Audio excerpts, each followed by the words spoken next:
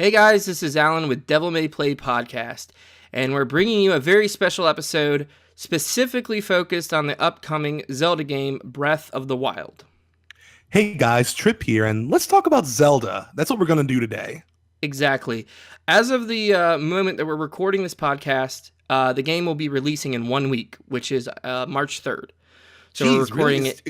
It's just 1 week? I never put that into perspective. Yeah, 1 week from today, and Damn. we've been waiting so long, some of us for years. Right? I remember seeing the very first footage from the game, I think in like 2015, I want to say, maybe 2014. And I thought it was this year, but I thought it was 2016, but the years have been blending together. Well, they showed footage a long time ago, and then they didn't show anything for a while. It was just like him riding on horseback, and then the Guardian shooting a laser beam at him. See, when I first saw that, and I love Legend of Zelda, so I was, into it, but I had no idea what was in store. I had no idea how this was changing the game. And I'm sure Lark has a lot of stuff to say about this, so this is mostly going to be a him episode. But just real quick, I wrote an article on this a couple months ago about how all the things that they're changing in Breath of the Wild are, in a sense, taking The Legend of Zelda back to what it was originally supposed to be. I'll probably talk a bit more about that later. Yeah, taking it back to its roots. Yeah, and if you want to read that article, I'll put that in the description. But my point is that my only point in mentioning that was that thinking back that far, I had no idea that this was not going to be just another Zelda game. Yeah, and I guess to give a little bit of context, my experience with the Zelda franchise has been, I started with Wind Waker, and I played Ocarina of Time because of that, the GameCube disc that came with it, like a pre-order bonus back when they actually used to give good pre-order bonuses. And I remember playing through Ocarina of Time right before Wind Waker, but Wind Waker is still my favorite Zelda title to date. I know there were flaws with the game, but I think it really had a sense of adventure that was lacking in Twilight Princess and Skyward Sword especially.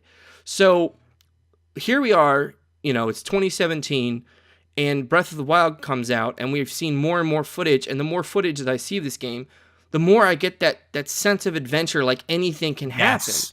And I mean, and that's not to say that Twilight Princess and Skyward Sword were bad games per se, but I think that the exploration was limited when you compare it with something like Wind Waker, or the original Legend of Zelda, or even A Link to the Past.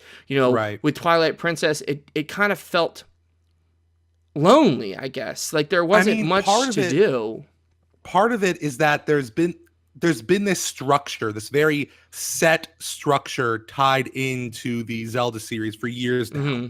And it's a structure that, made sense and that we've all become accustomed to and we've all found endearing, but it's also caused some limitations. Sure. And seeing other games take the core of what Legend of Zelda was meant to be, like games like Dark Souls, for example, and then expand that and modernize it. I mean, we're clearly seeing, and according to some of the previews I've been seeing, we're definitely seeing a lot of Dark Souls influence, which in effect is just Legend of Zelda going back to being what Legend of Zelda was originally supposed to be.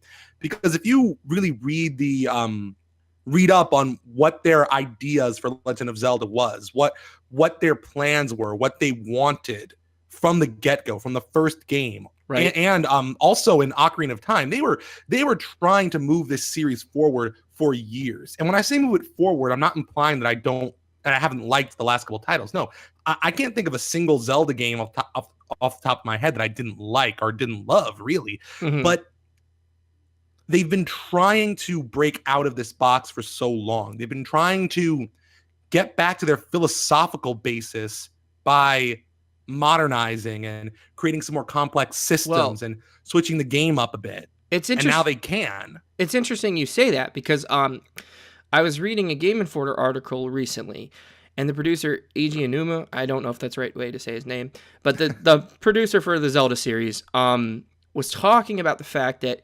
normally he doesn't play a lot of video games, especially Western games. And this is something that you and I have talked about before.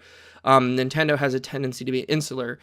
Put a annotation or link to that So you all can watch that if you want to. But anyways, I was really, really surprised to read that he had played Skyrim and he had played Witcher. The Witcher. I don't know which Witcher title he played. He just said The Witcher. And he had also played Far Cry. And he said while it didn't directly like influence mechanics within Zelda, I think it got them to realize what else is out there and how, give them a good baseline, give them something to compare to, and probably give them ideas on what to do with the series for sure. Maybe they didn't lift, something directly from Far Cry or something directly from The Witcher, but it certainly helped with the open world building. And that's the first thing I think that you really notice is before with earlier 3D Zelda titles, the hub world is just that. It just serves to connect with all these different areas. Whereas with Breath of the Wild, the hub world is the majority of you're going to spend the majority of the time in the hub world, and it's all tied together, right? In a much more organic sense versus just having a horse that you can take across the field from one area to the next. Like the field is where you spend the time. And I also remember reading that they built previous titles, like Zelda titles, they built it section by section. So if it felt kind of like it didn't feel interconnected, it didn't feel like one big world, that's why. Especially I think Twilight Princess had that problem. Because with Wind Waker, they kind of hid that fact that it was a lot of different discrete locations because they had, the sailing mechanic. So of course you're on the open ocean. And that's the sense of excitement and adventure that I got, was not knowing what you were going to find on the map, right? But by the time you came to Twilight Princess, it just had all these different areas that you would go to. You might fight a few enemies, but there's not much to necessarily explore, per se. Right, and a lot of that, that makes perfect sense. And a lot of it came down to the limitations and what they were working with. Sure. And I feel like they got so used to working within those limitations that by the time of, say, Twilight Princess and Skyward Sword, they didn't really make the decision or notice that, hey, we have all of this technology now. We can really do what we wanted to do from the beginning. And whenever I look at Breath of the Wild footage or read anything about the game, it really gives me this sense that I keep coming back to this, but it's the core of why this game has fascinated me so much, that they're, in a sense, looking back to go forward and looking forward to go back. Right. You know what I mean? Oh, absolutely. Right off the bat, you can draw a comparison with the first Zelda game because you can do these dungeons in any order or do none of them and go straight to the final boss, which I'm looking forward to seeing speedruns of that because I'm sure it's going to be insanely difficult, but I really hope that Nintendo makes it possible for players to defeat the final boss if they're very, very, very, very good. That would be amazing. You just get this sense that whenever I see this game, I get this sense that the developers have finally achieved what they always wanted. And that just makes me so happy. And you can see it all the way down to the little things in the game. Like the first thing you see when Link comes out of the of whatever fucking cryo chamber type thing he was in, the first thing you see is literally almost an identical backdrop to one of the earliest design concepts for the game. It's almost completely identical. Link on a plateau looking off into the distance, the sun is rising, all of that stuff, because the whole game was supposed to be about that sense of adventure, a wide open world, even down to things like like I said, the cryo chambers or like the robots and shit. That was actually from the very beginning of Zelda. They originally wanted, as I recall, you to alternate between like a medieval world and a sci-fi world. I'm not kidding. Yeah, you can actually look this up. This is when I was making that article, so I had to verify this. And yeah, there was this interview with oh god, his name escapes me. Not the one you mentioned, the one that I really should remember the name of. But someone in the comments will bug us on that. But yeah, they were talking about how originally they wanted time to be a much bigger factor. There are all these crazy ideas that they had for Ocarina of Time as well. For a while, they were honestly thinking about making that a first-person game, for example. Wow. Interesting. There are so many things that they wanted to do in the early years that they just kind of consigned themselves to not being able to do. And they kind of fell into the motions of this is a Zelda game. This is what it's supposed to be. These are the things you need. These are the things you do and don't do.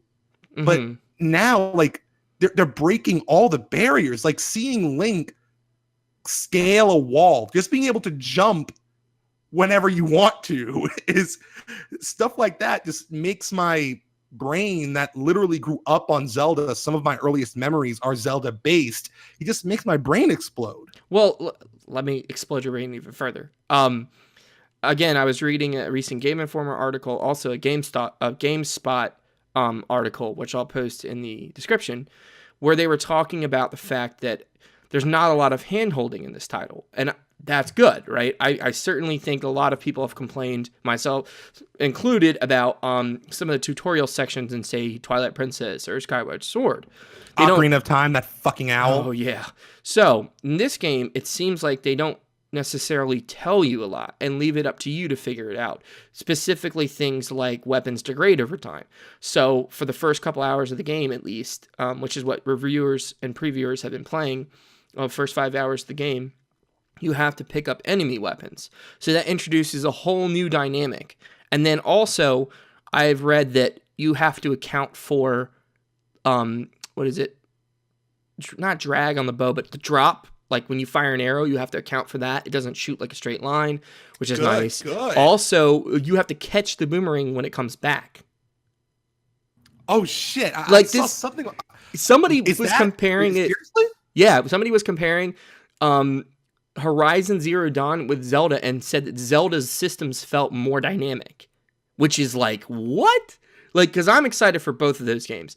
You know, we're talking about Zelda, but I'm really excited for Horizon Zero Dawn. But to hear somebody say that Zelda's mechanics are more in depth than Horizon Zero Dawn, which is a PS4 title, you know, it's mind blowing. Right, I can buy that. One last thing.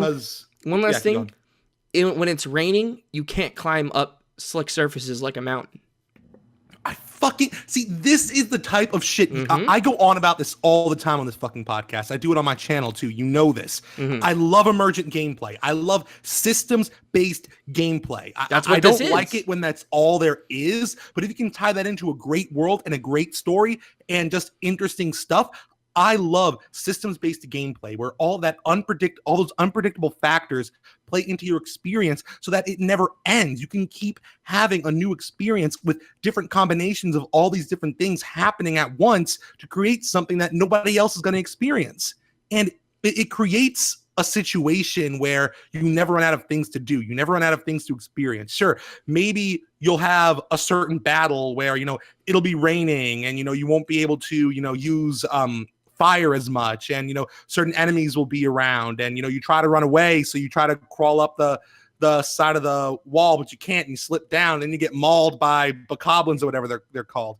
But the next time you run into a situation like that, something completely different is going to happen. Yep. And by the time that same first thing happened, you'll have experienced so many other things that it'll be like a new thing again to you. Yep. You've created an infinite game with the power of emergent gameplay and systems-driven mechanics.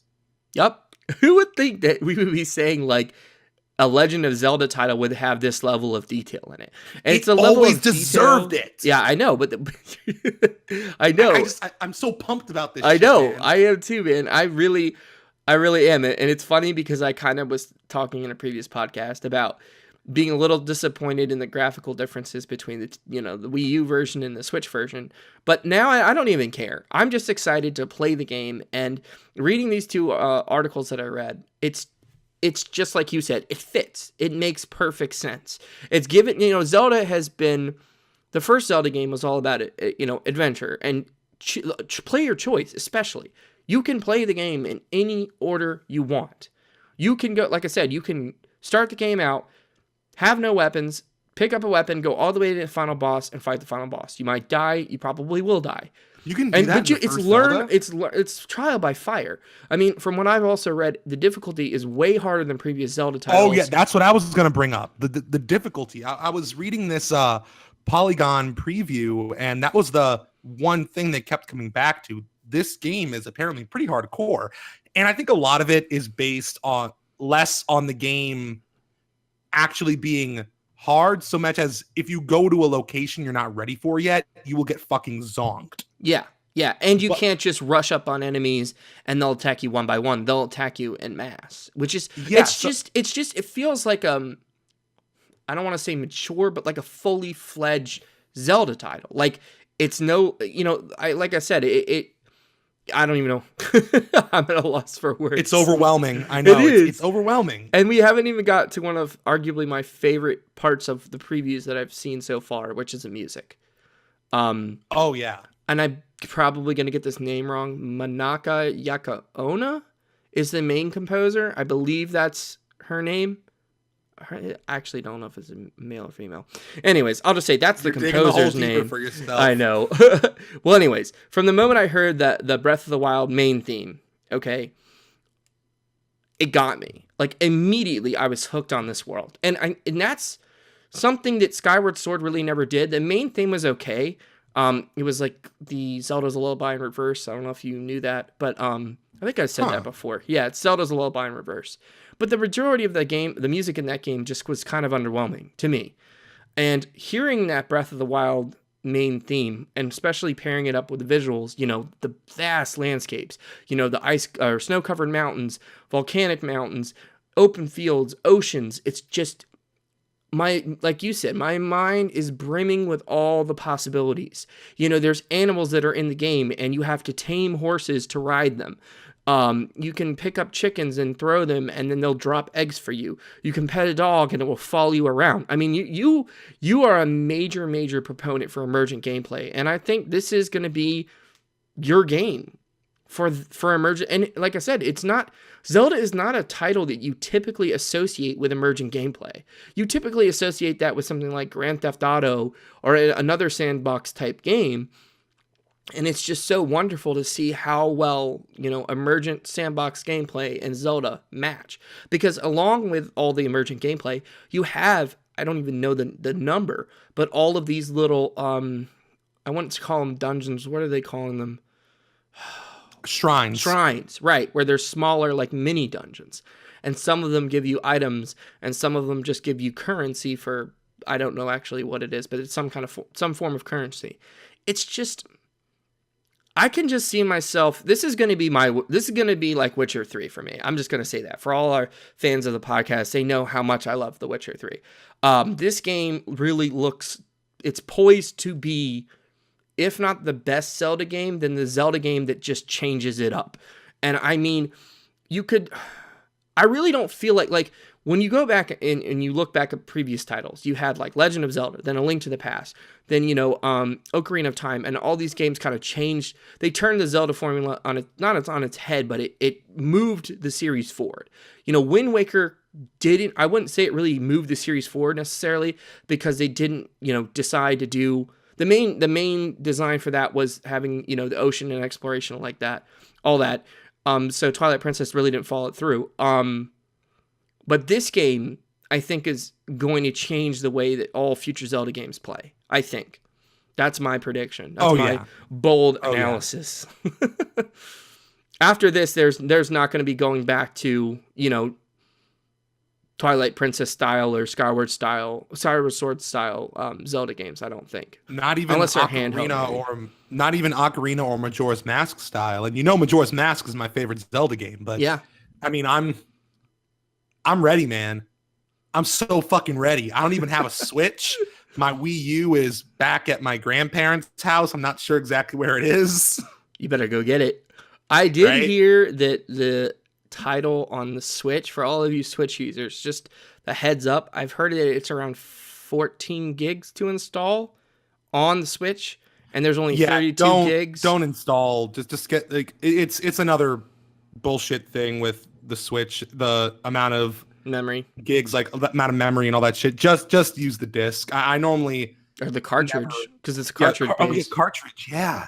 I normally always download games. I can't remember the last time I've used a disc for literally anything, but I mean, yeah, just use the cartridge.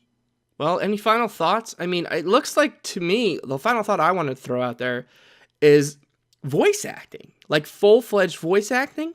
Yeah. And it works. And I feel like this story is going to bring me to tears a lot of times, especially even that one scene with Zelda crying in Link's arms. I'm really excited. It's like I to don't see what know the story anything about is. I don't know anything about this particular Zelda, but I've known this chick since I was like 3 or 4. Okay, we've been through a lot together. You I guys don't are want to see her buddies. cry. Yeah, and it's apparently set what Link's been asleep for like 100 years, and I believe they said it was after Ocarina of Time. I think It's it's in the downfall timeline, isn't it? Is it okay? Where he think. failed. No, The I hero don't know failed? anything about that specifically, but that's everything that I have seen and my knowledge of Zelda lore, which is notoriously just weird and kind of complicated. But everything I know about Zelda lore tells me that this is probably the downfall timeline. I mean, like the world looks like it got just something happened there. Link's been asleep in some kind of cryopod, like in a death-like state. Yeah, it's a cryopod. That's literally, there's no other name for what that is that I have reference for. But yeah, I'm almost positive this is in the downfall timeline. Well, all right. Final question for all you listeners, viewers. We've seen some fan favorites return, like Beetle, and obviously Zelda, and then we're seeing some Gorons. Will we see Tingle? I was just about to ask that. So answer in the comments. Do you want to see Tingle, and do you think we'll see a new Tingle? Because that's what I want to see. Tingle every now and then, Ark. Everybody knows that. All right. Thanks for listening. That was a great thing to end this on. I love you all. I'll see you next time.